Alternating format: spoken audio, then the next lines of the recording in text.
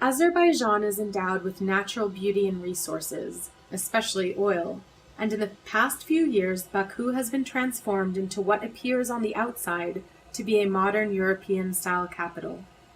But the richness of its resources does not match the richness of its commitment to free expression. Behind the facade of progress, the former Soviet Republic continues to violate fundamental freedoms and rights. Ahead of November's parliamentary elections, 10 international organizations traveled to Baku to support local freedom of expression groups, media, and journalists fighting to protect the few rights they have to free expression. Progress towards democracy in Azerbaijan has suffered in recent years. In 2009, constitutional term limits were abolished, clearing President Ilham Aliyev to be president for life. Meanwhile, journalists and bloggers have been imprisoned. People commit violent crimes against journalists and don't pay any consequences, and defamation remains a criminal offense, which means that even mildly critical reporting can land a journalist in jail. Perhaps the best symbol of the free expression crisis in Azerbaijan is the 2005 murder of journalist Elmar Huseynov, which is symbolic of the cycle of violence and the broader declines in free expression and rise in self-censorship.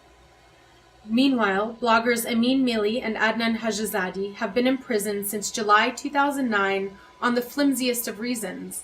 When they tried to report an assault to the police, they were arrested and convicted of hooliganism.